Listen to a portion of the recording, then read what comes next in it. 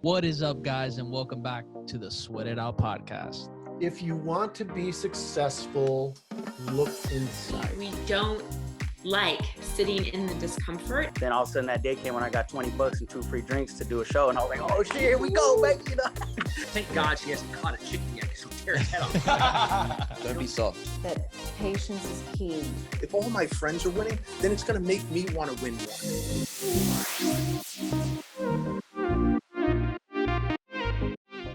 What is up, guys, and welcome back to the Sweat It Out podcast. Today we have a very special guest. He is the author of Rocket Fuel, CEO of People Building Inc., Grant Cardone licensee, and the top 100 podcast, What Are You Made Of? Guys, help us welcome the one and only Mike C-Roc. What's up, brother?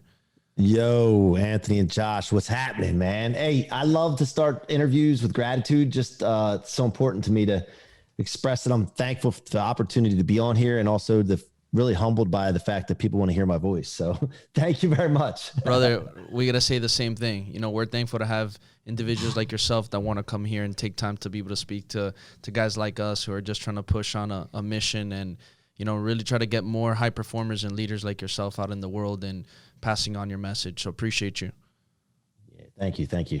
We got to get our setup like yours, man. It's inspirational to see that as well. It's clean and edgy. I like it. Thanks, man. I started out in my dining room, and my wife kicked me out of there by spending her year's worth of real estate money to build this. Like this, you can't see the whole thing. It's pretty sick. I mean, matter of fact, is this a video podcast? Oh yeah. Yes. Yeah. Oh shit. Let me show you this. Hold on. Oh, we got to see this. I'm gonna switch the camera for a Shout out minute. to the wifey. So, yeah, bear with me for a second so you can take a look just for a second. But you see, I got the rocket right there. I love that. I got the bookcase over there, and then this is the man cave area. Oh, man. Woo! Got a ceiling. And I got a nice couch over there. And outside, you can't see it really good, but there's a pool and the ocean's right on the other side with some buildings from ocean. That's amazing. That's true love, man. Sweet floor. Look at that. Look at that thing. Damn. So yeah, man. Yeah, we're set up nice, and she did that because she was probably so sick of me being in the in the dining room. So It's like, honey, I'm gonna put you over here. yeah. The come up is real though, man. You know, it's always great to see and hear when people come from those humble beginnings to where they are today. You know. Yeah, man. I mean, it's that's not even the half of it. You know, there's a story behind everything, and I get into that in a minute, but. Yeah, would definitely appreciate that if you can walk us through of how'd you start so you can become the high performer and the individual you are today, doing the great things you're doing. You know, I started from a broken home. I don't remember my parents ever together, you know, and I grew up around a lot of broken people, alcohol, drug addicts, mental problems, people that were hooked on psychiatric medication. My grandmother ended up committing suicide at one point.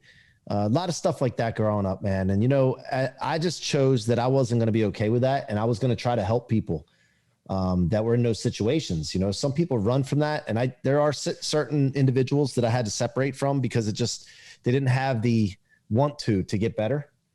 But I was going to be willing to help anybody that was willing to get better. And, you know, I lived with my dad from 8 to 11.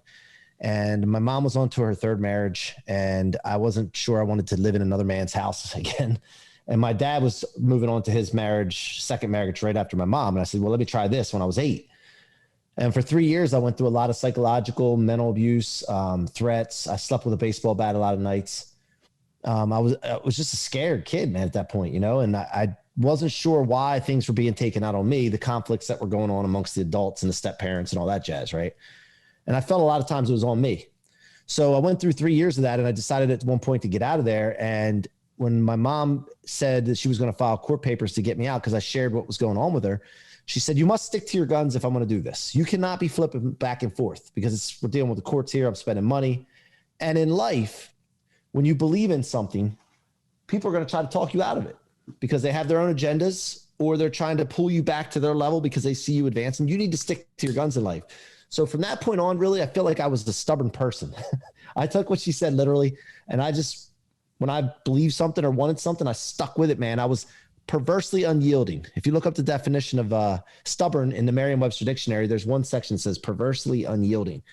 So I think that to be a high performer, you need to be perversely unyielding.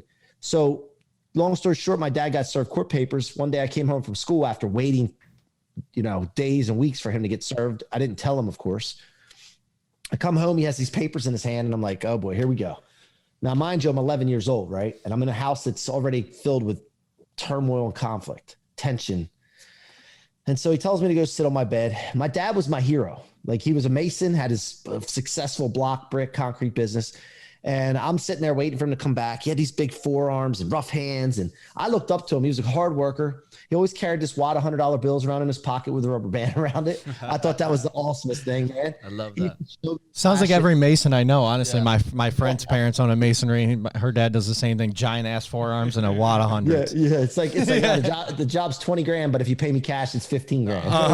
Yeah. So he came back and confronted me about the papers, and I basically said, yeah, I want to move. And he said, well, your mom doesn't have any money, dude. You want to leave this environment here to go there. She's on to her third marriage. They have no money. Like, what do you? And I'm like, I made my decision, because I knew that what was going on there. And when there was a fight or something going on, or him and his wife were having problems, he kept winking at me and giving me a thumbs up, like when she wasn't looking, like, dude, just let her ride it out. And eventually it just never got better.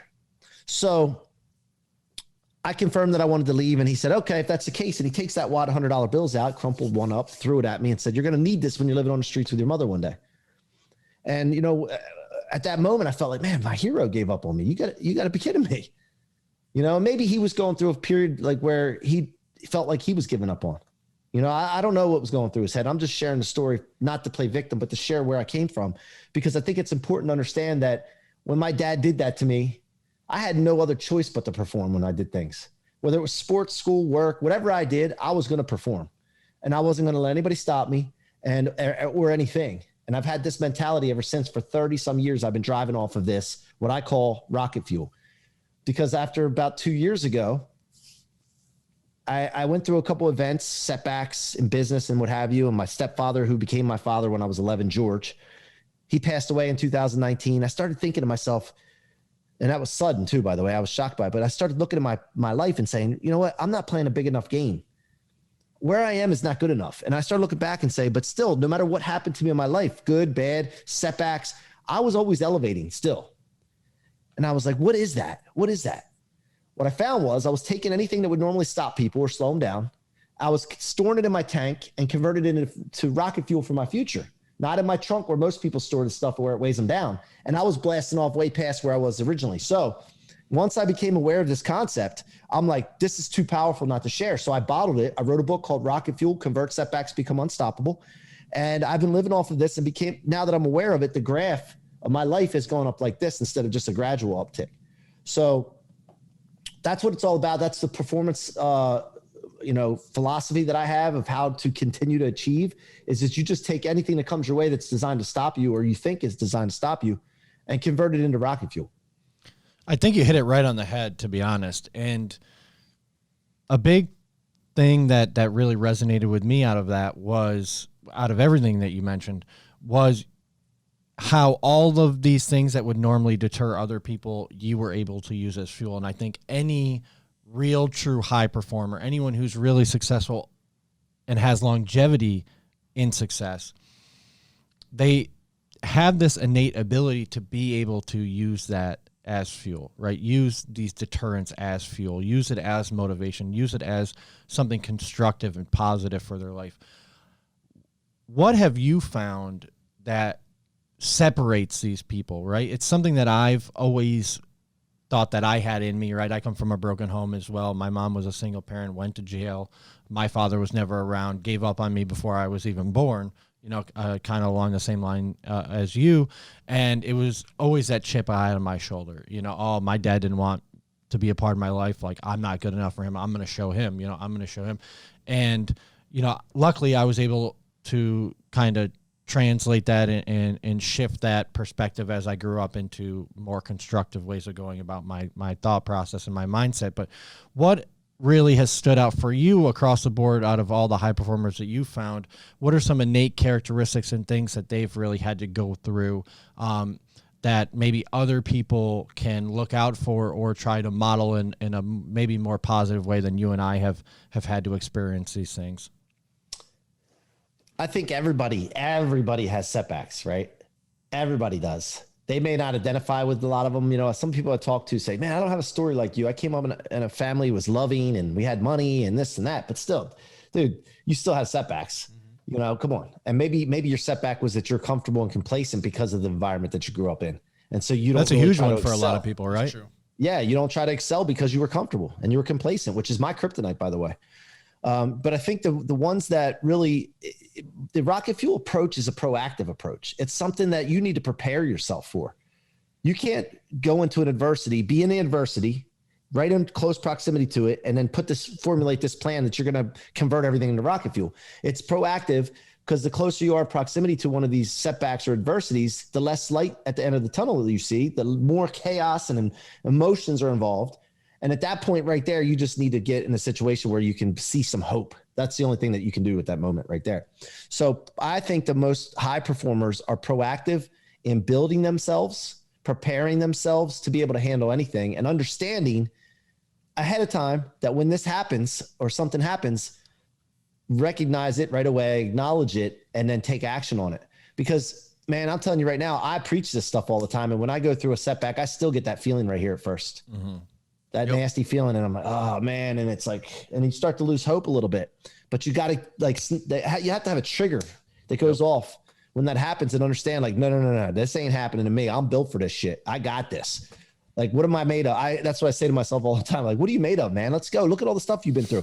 As a kid, dude, I was in child psychologist's offices. I was in courts. I was dealing with parents fighting and arguing and threatening me. Like, I've been through all that. And the stuff that I'm going through now is nothing, man. Come on. Really? Like that's, so I talk to myself a lot, by the way. So I think that's the difference is preparing yourself and being understanding of the fact that nothing can stop you until you get plucked from this planet. I love that you mentioned that. It's funny because, you know, what you said about when you still being a high performer, you're going to get hit with a setback regardless, right? It doesn't matter who it is. Like you got guys like the Tony Robbins of the world and all these guys, they're getting hit with setbacks all the time. But I always call it, they just know how to flip the switch faster than somebody else who doesn't have the understanding of the tools or the growth that maybe an individual like this has gone through. But we all have our setbacks. And it's so funny, but most of the times it's these fears, beliefs, these doubts, and this fear that comes from our past DNA that's embedded within us, and it comes out in these different moments of, you know, maybe it could be a pinnacle time or maybe you got to a level of success and now you plateaued. And then those same fears, doubts, beliefs, all that stuff starts creeping up again from the same place. And you're like, shit, this isn't working for me anymore. Or why is this happening now? You know, or maybe I'm not the best anymore, or maybe I'm not as good as I was before. And it's the same crap stemming from the same place. And that's why I tell people all the time, like anybody out there that tells you, oh no, like I'm completely fearful, I'm not scared of anything. That's bullshit. We all are. Doesn't matter what level of high performance you are. We all have a sense of it's always going to come back somewhere in our life. But I think the difference is when you can become the best manager of managing it and catching it at the right moment so you can crush it there and then continue forward with your success. Yeah, dude, we all have it. And the thing is, everybody, see, when you're going through a lot of these things, you feel like you're the only one there. Man, nobody else. You know, I'm mentored by Grant a lot. And I know Grant Cardone has had setbacks, right? But sometimes you're thinking you're going through this thing because you don't see them. You don't see the journey that they took to success. You think to yourself, man, dude, Grant didn't deal with this shit. Like he does not dealing with that. Why am I going through this? I must be a failure. I must not be. And these stupid thoughts come through your head, right? Everybody deals with failure. Everybody deals with setbacks. The fact of the matter is most people don't share because they're embarrassed by it. Like if more people would share what they're going through and not complain about it, but like being a victim, but just share what you're going through and say, hey, look, this is what I'm going through, but watch this. Like sit in your chair, get your popcorn, watch what happens now. That's what I do. When I have a setback, I have a letdown, something, I share it with people, not to complain or like give people negative vibes, but I say, hey, watch what happens now. And then that fires me up to make it happen because I know people are watching. But most people don't do that because they're embarrassed and they're worried about what people think. And we all have a level of that too. Yeah. Yeah. And you know, to double down on that, even I feel like in our social circles, you know, a lot of our friends will be, man, I can't believe you guys said that on the podcast. I can't, you know, you guys talked about this subject. Like, who gives a fuck? Like, you know what I mean? One, if you're so upset by it, like, you know, you're entitled to your own opinion, as am I, as are we. Two, like if it is something that, you know, maybe I fucked up on or something that we could have done better on, and we're admitting that, like it's just our ability to, like you mentioned at the beginning of the podcast, recognize it so that we can make an honest assessment and actually come up with a solution that's going to move the needle forward in our lives. Yeah. Yeah. I mean, yeah, you can always be open to constructive criticism, but at the end of the day, you can't worry about what people think. Nah, too many people get crippled by that. You know what I mean? It's a paralysis by analysis. If you're too. Yeah, look, here's an example, guys. I'm in the mortgage industry too. I have a division I run for Nations Lending, and we lost 8 employees recently. Whether it was me letting some people go and then others deciding to go because I put too much pressure on them or whatever the case is, you find out those people happen to be the weak links. They were doing it covertly before. Now, once you figure out and you push people, sometimes overtly they start to show that they're the weak link. And when you do that, sometimes it's like, man, do I know what I'm doing? Like, I run a business here. People aren't supposed to leave your business. Like, you're supposed to have a place where people don't want to leave, and you build people and this and that. And you start questioning yourself and you start looking inside, and that's, you know, it's okay to look and see what you're responsible for, but you should never like close up and start really thinking like you don't know what you're doing, because you didn't get to where you are today by not knowing what you're doing. You know, so I go through the same stuff. I'm going through this thing right now. I just put out the book Rocket Fuel. It's coming out, my podcast, but there's times where I'm going through thinking, what is my message? Am I niched good enough? Or am I just too broad? Like, people don't know what the hell I do half the time, right? Well, I'm constantly internally and with my team working on this. What's the message? What can we do better? Like, can we niche it down now? Like, you know, so everybody goes through a journey, man. And the people that don't quit and keep freaking going are the ones that win and are super successful. One thing I love that you said is you're constantly like, okay, how can I just get this better? How can I shift this a little bit? But you started, right? And I think that's the biggest problem that most people have, is that they're so worried so much about like it being perfect, or what's the other person going to think, or is it that niche, or is it that, and they just don't start. Right? Because really, when you figure yourself out, or your business truly, it's through the process. It's through the failing, through the trying, through the experimenting, through the headaches, through the hardships, through some wins, you know, and then you start molding and start figuring out, okay, so this is more of what I want. This is more of where I wanted to go. This is what I'm seeing that is impacting people like this, and I'm really liking this. And then you start slowly developing that. Next, you know, in a few years, you're just like, boom, streamline. You know, but I think it's the fact that people are just so scared to start. And I don't know if it has to be, like you were saying, from that sense of embarrassment, could be an ego thing, could be so many different things. But I think people just have to, especially in a time like this, right? You have to just start whatever it is that you want to do and just move the needle forward. And I feel like most people have enough resources to do it. We live in such an era of so much resources that I think it's getting to the point I've mentioned over and over again, is that it's just way too much resources where people are getting clouded of like, where do I even begin? I'm hearing from this guy, from that girl, from boom, boom, boom, boom. Dude, guys, you have so much information already. Just start with what you have. What you have is plenty. Get the needle moving. And then when you start aligning with that, maybe that one mentor, that one thing that you really stick to, learn from that one and apply certain things from there. But that's my belief. That's what I feel where things are going.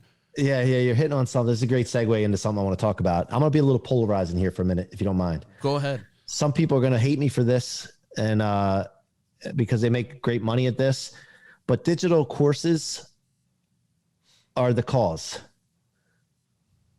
Digital courses work to an extent, but they really overly suck. And I'm going to tell you why. You're watching a video, you shut the video off. Half the people don't even finish the videos. Half the people don't make it through a digital course. And why is that? Any idea? Accountability. Bottom line is, well, it could be accountability, or bottom line is they didn't understand something they just watched. They don't know really what the first step is to what they're supposed to do. They don't know after they make the first step, because you're talking about starting, right? Well, if you're starting, what are you supposed to start with? That's where people get paralyzed. They're like, I don't know what to start with. I know I'm supposed to do something, but is that the wrong thing to do? Is that the thing I should do third or fourth, or is that the first? I don't know. Here's the thing, guys. People need to get blueprints. And what I mean by this, I got a company coming out. It's called Blueprinted, with Blue OO printed. This is going to disrupt the industry. And the reason I'm saying this is polarizing. There's a lot of people that do digital courses, and that's a way that a lot of people made money. But are they getting the results for people? Which to me is what matters. Like, you can have a business all day making money doing digital courses, but if you're not helping people to the fullest extent that you could help them, to me, that's a disservice. So I know Brad Lee's not going to be happy with me with saying this, but at the end of the day, digital courses suck. Blueprints is what people need. And when I talk about this, is a step-by-step algorithmic formula in a project management format, like an Asana, for example, or a calendar where somebody can give you the blueprint step-by-step, and then they put like a physical trainer, somebody to train someone, right? What if they had the calendar all laid out and they sold the blueprint to how to build a body or build a strength or do something? They put it in a calendar. The people download it in their calendar. Monday, they know exactly what they got to do Monday. Monday, 5 a.m., you are at the gym and you do this. This is the exact step you do first. You do bench press. And they have a description of exactly that step. How many reps, whatever, how much weight. They don't even have to think. They just do it. Now, I go to the gym. I have a trainer, guys. I have had so much more success. I'm 44 years old. I'm in the best shape of my life. And it's because I have the blueprint. I hired a guy. Not everybody can afford to do this. Not everybody has the ability in their area. I hired a guy to tell me exactly what to do. So I don't even have to think. I get up real early in the morning. I show up to the gym. He tells me to do this, this, and this. I just follow it. Right. But digital courses don't necessarily do that. Right. What this system I'm going to tell you about is when people can put a blueprint together. Start step 1, do this. Don't go to step 2 until you do step 1. Step 2 is this. Step 3 is this. But when you do step 3, if this happens, do this. If this happens, do this. What if people had access to that? And they had the will? Because here's the problem. My whole life, I've had the will and the hustle to get things done and to perform. I just didn't know what to do. I didn't know what to do first, second, what to do next. If this happened, what to do? I didn't know. So I solved this problem now with the company that I partnered with, called Blueprinted. It's going to be coming out in the next 60 to 90 days. It's going to change the game and probably make a lot of people that have digital courses wake up a little bit. Pumped. I'm stoked to see that come out. You have to let us know. Are we going to do sure. do you got a waiting list going on or what? We'll sign up. No, absolutely. What's going to happen is when it comes out, I'm going to be reaching out to, of course, every podcast that I was on, but you guys go right into our database anyway, because we have your email. But we're going to definitely be reaching out, having appointments, showing the prototype to people and getting, by the way, when I do something like this, it's got to be quality, right? It's got to work. Like the blueprint, I can't be putting shitty blueprints in and then people buy them and then they suck. Right. So we're going to have people that are founding blueprinters. They're going to put blueprints in there. People are going to be able to buy them, or they can be free and give them away as a lead magnet. And at the end of the day, people are going to develop communities and databases via this, and also be able to help people and really get results that really work. It's all about application, right? It's all about putting what you learned into action. Without that step, yes, you go absolutely nowhere. And, you know, to kind of bring what both of you guys were saying together, it's simplifying the things that you're learning, right? So that you can actually apply and assess them over time. I really think so. And I think, you know, there is so much information out there. You have your trainer. That's fantastic. You know, we're huge advocates on, you know, coaches also need coaches. They need to, you know, find the avenues in their life like you have with, you know, obviously you're very successful with what you're doing, but you notice that you were kind of lacking in your physical health, and you went and hired someone who knew more about that and could help you. And that's really what more people should be doing. If you're not able to do that, if you don't have the resources available to go hire a trainer or a business coach or whatever, you know, there's more than enough out there. YouTube University, right, is a big one. Yeah.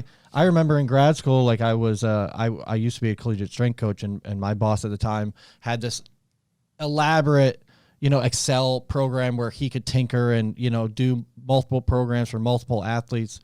And I was like, oh yeah, I need that. He's like, all right, great. Yeah, totally. Like, go build one. Okay, great. Can I just get yours? Like, are you fucking kidding me? Like, it took me 8 years to build this. Like, no way, dude. Go. All right, listen, I'm gonna tell. He goes, I'm gonna give you the #1 website that you're gonna get so that you can build out your own. I was like, sick. I thought I was gonna get one of those blueprints. No, he's like, youtube.com. I was like, you motherfucker. Yeah. Like, right. But what do you learn more, watching something or doing? Mm-hmm. No, I learned everything by making those mistakes, you know, those mistakes. I mean, I wouldn't know what I do know about Excel, the very limited stuff I do know, if it weren't for him being like, bro, you gotta go try it out and do it.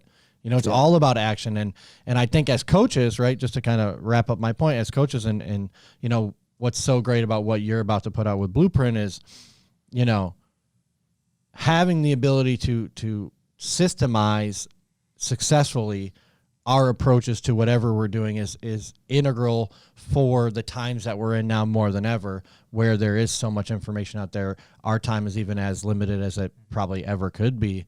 And, things that are able or implementable are going to be integral for our success in the future. So that's awesome, man. I'm super pumped for you, and can't wait to see what you got coming for us. Yeah, thank you. I'm fired up about it, man. It's going to be a lot of work to get it up and running, but once it goes, man, it's going to be a disruptor, like I said, a game changer. And I can even see after this where we're going to have people are very creative, right? There's creative people out there, and you start releasing this out to other people that have brains, and they start coming up with ideas, and they're going to be like, dude, you don't want to build your own blueprint. They're going to go to the people that have the knowledge to build blueprints. They're going to be like, look, dude, no, don't build your own blueprint. Pay us. Just like building websites, just like people that build courses for people. And this is going to create another industry of people that build blueprints. So I'm looking forward to just, having a major impact in this industry. No, I think it's beautiful. I think it's absolutely beautiful. I want to ask you, who are some of the people that you feel that are doing a great job, putting out, their systems and stuff in place, and who are people you're excited to want to be able to have them get their hands on your blueprint?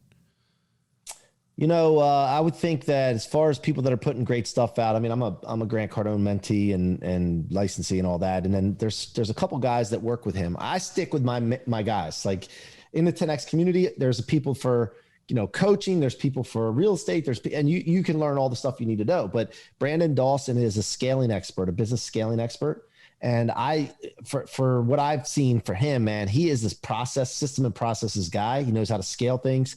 I'm excited about talking to him about this, and also, Grant himself, but also Richie Dolan, who's a friend of mine and a mentor and coach of mine, who is a performance coach. He's a real estate guy as well, real estate investing, merchant banker guy, but he also coaches the NBA teams and LeBron James, and he's got 3 NBA championship rings. I mean, I'm excited about bringing it to those guys and seeing what they can do with it. As far as my blueprint, again, one of the biggest mistakes that I've ever made and any success that I've done is I didn't document it. And now we're starting to, but I didn't do that in the past. I was a grinder, a runner, and I would just put my head down and go after it, man. And everything I did, if I would have just documented it and put it in a blueprint, then I could have been able to sell it to people and help other people, not just make money off of it, but impact people. So that's one of the biggest things. I don't like to say regrets, but the biggest mistakes that I've made, I think, in the past is I didn't document my SOPs, standard operating procedures. I think that's part of what makes you so successful, right? It's now looking back on that saying, okay, it's something that we weren't doing, probably should have been doing it. Now we're going to start doing it right now, where, we're going to find the best way to do it. And then we're going to implement that in and roll with it and start assessing that. And it's so true. Like having this data, everyone's so afraid of data, right? It can be very overwhelming, but if you have the right pieces of data in front of you, man, it's a game changer for your business. It's a game changer for your life too. It's like when people talk about, I mean, we work in the health and fitness realm. People always talk about, oh, well, weight. Like I'm so focused on my weight. It's like you're missing out on all the other data that's out there that's really going to help move your motivation and move your confidence so that the weight will fall off, or you will be able to gain weight or build muscle or do whatever you want.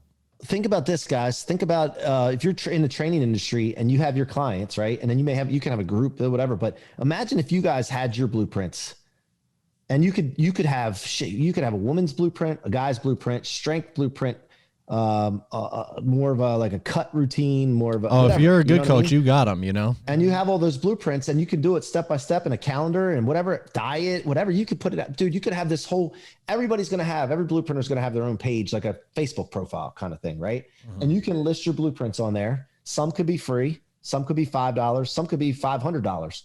And just imagine the economy that's going to,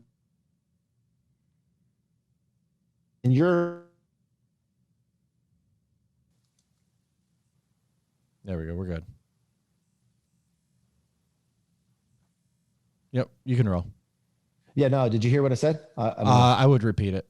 Yeah. I'd repeat it. Okay. So what I was saying is your industry in physical training space, just imagine the economy that's going to be created by this, because right now you don't have this access. You might have digital course training. You might have group Zoom calls. You might have like one-on-one coaching and training. But if you could just say to someone, hey, look, I got this page. It's like a Facebook profile. Hey, all my blueprints are on there. Go pick blueprint A1A, whatever.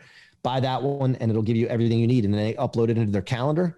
You hold them accountable, and then they're going through the calendar every day, and then you should be able to see results. So specifically for your industry, this is going to be huge. I always say, I keep saying it. I've said it multiple times on a few other podcasts. I say that within these next 5 years, you're gonna see the first billionaire personal trainer. I'm gonna help create that. I would love. I mean, listen, if you want me to be your guinea pig, I would love for you to turn me into the first billionaire trainer. It's coming. It's coming. You already got a few millionaire personal trainers doing it. Like, it's bound to happen with the right, you got the blueprint, and I'm sure as things perfect themselves, it's going to allow for these personal trainers to just be able to tap into a revenue stream that they've never would have had in their life. Going back to even 2011, 2012, 2014, 15, trainers were maxing out really, recently over like 100, maybe 120 a year. And that's like, whoa, you're making a lot as a personal trainer. You had some exceptions making 150, but you were like, whoa, like how are you making 150 as a trainer? Now it's just like with everything, the way it's going in tech, and obviously, COVID's, I think, sped up everything 5 years ahead especially for health and fitness. You're seeing the opportunities to be able to hit those million markers, and God knows now, with these new tools in place. Yeah, my trainer is working, 10, 12 hours a day. We got to give him a shout out. We got to give him a shout out. Dan Bryan, shout out to Dan Bryan. He does a great job, man. Like, look, I mean, my arms are huge, but but the thing is that I'm talking to him about scaling, dude. Like you can only do so much as a one person, and one-on-one, you're done. And then you go on the weekend and you're wore out. What if there's a way where people could train with you all over the world? Yep. And then you have all these hours available because you don't have to be there the whole time. There's so much opportunity out there, really. It's just a matter of going after it and wanting it. Yeah. I mean, COVID was a huge wake up call for both of us, and why we turned to mainly being online. Anthony is fully online now. I'm right at the cusp of getting rid of all of my in-person clients. And it was right to your point. It's you only have so many hours in a day, right? We all have 24 hours in a day. If we're talking about the difference between your trainer and my trainer, he sees you for an hour, right? I can see 4 people in 15-minute calls in that hour. You know what I mean? So I'm able to make, even if we're charging the same amount, I'm able to get that many more clients in that 1 hour period. And, you're right. It's all about, once you hit a certain level as a trainer, once you hit that, 6-figure mark, then you start going, I'm putting in a lot of time, right? Just to get it maybe like another 20 grand here. How do I scale it? Right. Mm-hmm. What are some things, are there, now that you've really been, diving deep into, how to build a successful blueprint, are there key components to building out a blueprint that you see really, fall across a lot of different avenues, whether you get into real estate, whether you get into, mindset coaching, or you get into business coaching or personal training? What do you see as like key components to building out a quality blueprint as a whole? Well, I mean, I think you reverse engineer it, just like with goals. You start out with the end product of what you want and what you've done. Let's say it's a successful person and they're talking about documenting what they've done. Okay, go back and reverse engineer what you did. You're here. What did you do from that point, and go backwards all the way back to the beginning and really simplify it. Dumb it down and just assume that nobody knows anything, because that way there's less questions. You just don't go off of the, the nomenclature of your business, the words that only people in your business know. Just go all the way back and just simplify. To me, man, if you simplify things, then you alleviate customer service questions, people coming back to you, and eliminates you having to spend time coaching people. So I would say reverse engineering and simplification is the most important thing. Now, here's the thing. The best part about this is when we do something like this, we're going to have all the brain power of anybody that gets involved with it, and they're going to start coming up with ideas. It's kind of like masterminding.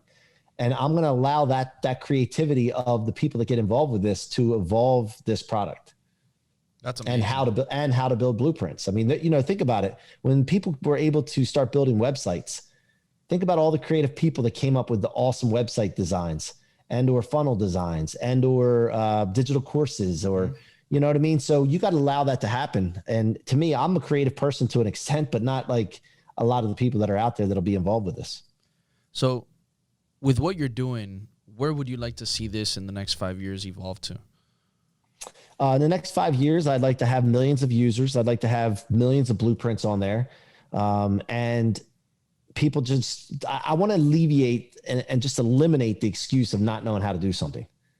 I want to eliminate the paralysis of being stuck, not knowing what the next step is, and creating a place where all people are unstoppable to live in the life of their dreams. And in doing that, with this access to this, millions of people going in here and saying, okay, I have blueprints in here for this, this, and this, go in here, all these different verticals people can search, and then eventually having this product that a big company is going to come want to buy from us because we have so much data. Do you feel that this can slightly disrupt the schooling industry? Yeah, I mean, absolutely. We've talked about that, going into a situation where it could go into schooling. It can go into a situation where you got Monster and Career Builder and people looking for jobs and not having the skills that they need to have a job, so they could have a blueprint to becoming a whatever. Awesome. And it can, dude, it's just so much. The problem is that, like, there's so much opportunity that you have to really get focused on a niche and figure out where you want to start and then build it out from there. Because if you're, we have all these ideas of all these different things that we're going to be able to do with it. But at the end of the day, it has to start somewhere.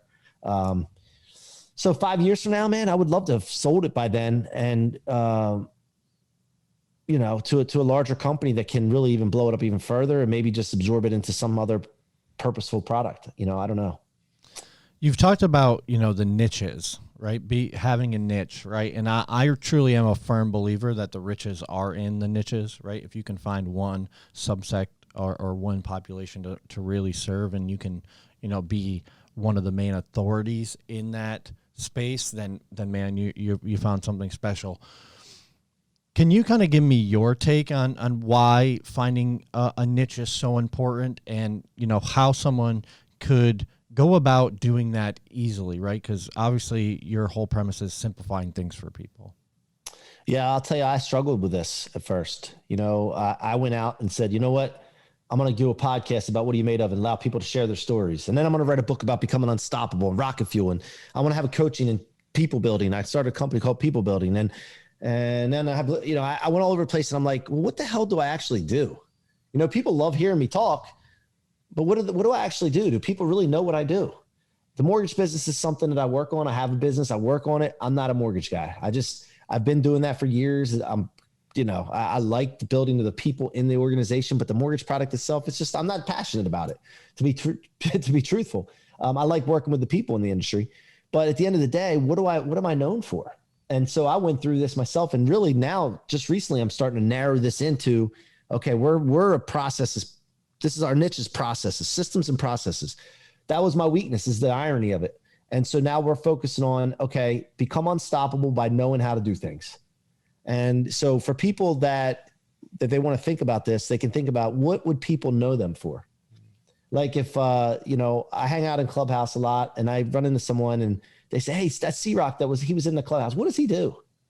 And if people can't identify what you do, you didn't niche out. The biggest thing for me is I had this thought in my head. I was thinking, like, well, if I niche out, that like shrinks the audience that I can go after. But it's actually intuitively different. You actually expand, because people, when you're talking out there, know, oh, he's talking to me. Nope. Not just he's talking to someone. And it's funny because you become that what do you call it, like that, you become that bigger fish in that smaller pond, where you're sticking out amongst the people you're supposed to stick out amongst and serve. Like if you're watching my Instagram, you guys go on my Instagram. Do you really know what I did before I talked to you? So little research I did, that's how I kind of figured out. But if I went in the Instagram, not right away. Right. And that's the problem. Yeah. So we're dialing it in ourselves. Now, I will tell you what I did was just my main focus was not to be niched at first. My main focus was to get known, period. Just people to know C-Roc, brand, be everywhere, be omnipresent. Right. So that was my first goal. And then now it's like that, and everybody knows, not everybody, but a lot of people know who I am. So now it's niche. Some people say niche first and then brand. I just did it this way. I don't know. I just went off of Grant's thing where you need to be omnipresent. Well, I mean, that brought me to another point that I wanted to bring up, actually, was, we talk about it all the time in training, in the training world, is that sometimes people are too quick to jump to a niche, right? And they don't generalize long enough to be able to find the niche that they really need to be able to serve. Or master that. Right. And to sometimes, and at least like one thing that I've really pride myself on in my career is being able to help a ton of different populations, right? So that, now I feel blessed that I'm able to really hone in on like, the maybe, 5-year gap and age difference between the people that I want to work with. I know, what their interests are, what they like to do with their free time, what even down to like what types of clothes they even like to buy.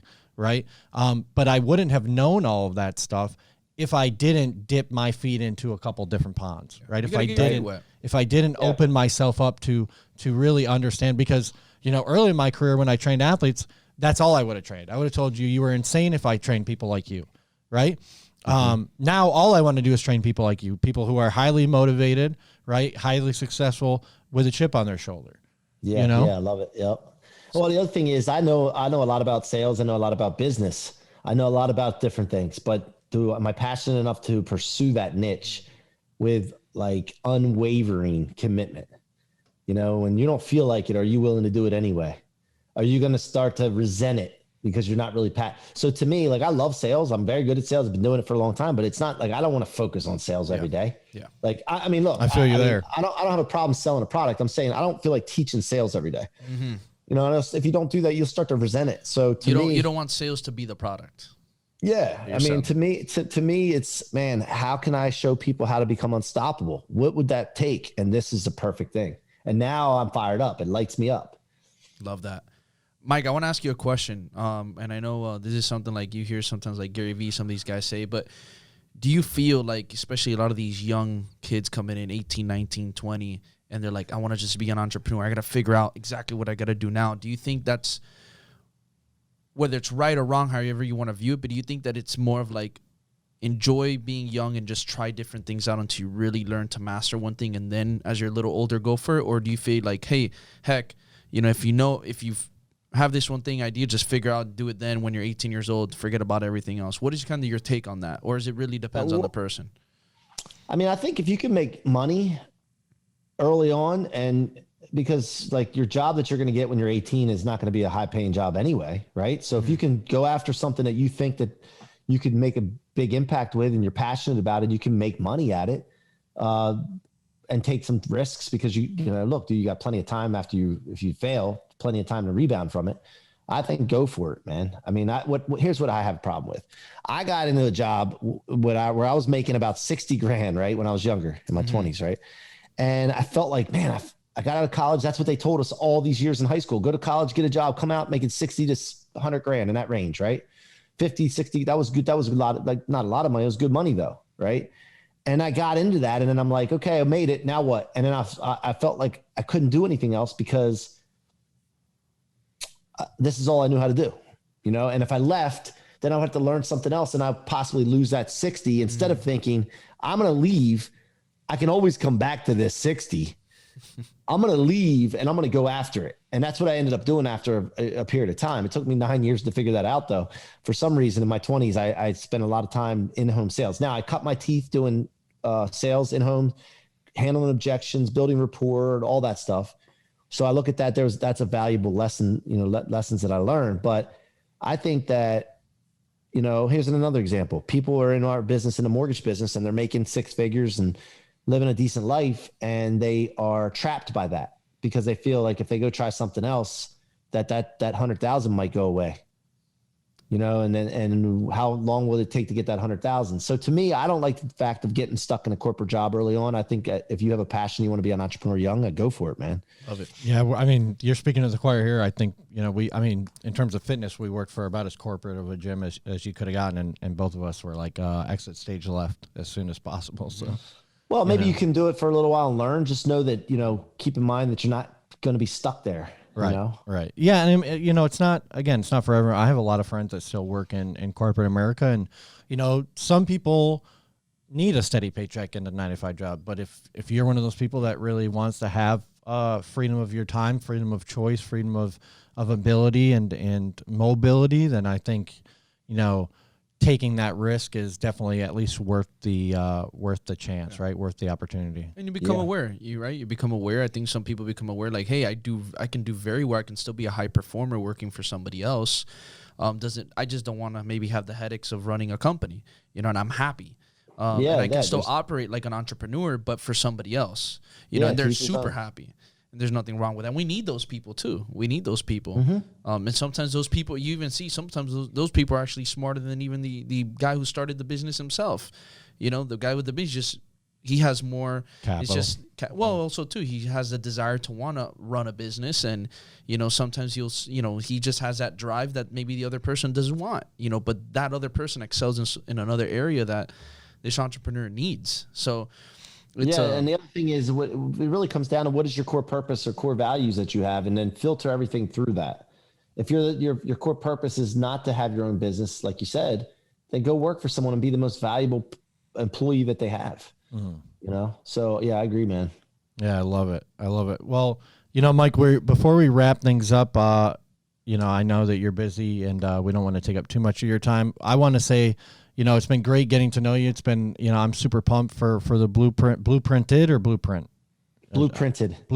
All right. I want to make sure I get that right. And it's OO. All right. Perfect. I'm super pumped for that to come out. If there's anything that we can do to help you out with that, whether it be, announcing the launch or even, throwing up some blueprints of our own, we'd be more than happy to do that. And, cool. Again, I just want to say thank you for coming on the podcast. It's been great to, shine a little light into your expertise and your mindset. Yeah, Mike, I want to say thank you again personally myself, for, accepting the invitation and wanting to come on here and share a bit of your story, what you're doing, how you're impacting people, how you set the example, your project that you're creating, that I think it's amazing, with Blueprinted, what you're going to be doing, and how that's going to be able to grow in multiple industries across the board, and how it's going to be able to affect many people's lives, and just being able to have that process in place to be able to start effectively, go effectively through the process and get to that result that they're looking for. So I want to say thank you for that. Yeah, thank you guys. Yeah. What's your book's out now again, correct? Your book's it's actually going to be uploaded anytime now to Amazon. I'm waiting on the publisher to wrap up. So yeah, it'll be, I don't know when this episode goes out, but it'll probably be out. Yeah, it'll probably be out. I'll have to I'll grab a copy for sure. Oh, yeah, make sure Rocket Fuel. Gino Wickman wrote a book called Rocket Fuel. It's more of an entrepreneur book. Mine's more of a mindset lifestyle book. Okay. So just pay attention to the author. Okay, perfect. 100%. I wanted you to throw in any plugs of how people can connect with you, contact you. The floor is yours. Yeah, go to Instagram. It's the best way to check me out. Mikey C-Roc, MikeyCroc. DM me there if you have any questions. And my website's MikeCroc.com, MikeCroc.com. Great. Mike, before we close things out, I always like to end it with some rapid fire questions. So here we go. Let's go. Question number 1.